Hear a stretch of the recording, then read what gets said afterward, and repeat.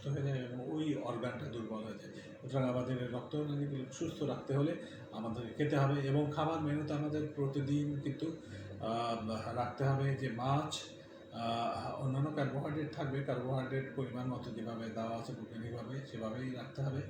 আর হচ্ছে যে মাছের পরিমাণ এবং হচ্ছে জীবন্ত খাবারের কথা আমরা বলি এখন, মৃত খাবার এবং জীবন্ত খাবার। জীবন্ত খাবার যেমন হচ্ছে যে প্রকৃতির যে অবস্থায় পাওয়া যায়, যেমন বিভিন্ন রকম ফল, শসা, সবজি, সালাদ, এগুলো হচ্ছে যে, এবং বিভিন্ন সিডস, এগুলো হচ্ছে যে বাদাম, এগুলো হচ্ছে যে জীবন্ত খাবার। এগুলো যদি সিদ্ধ করা না হয় অর্থাৎ আগুনের খাদ্যমান যদি নষ্ট না করা হয় তাহলে জীবন্ত খাবার। এই খাবার 70% যদি আমরা খাবারে রাখি তাহলে কিন্তু আমরা সুস্থ থাকবো।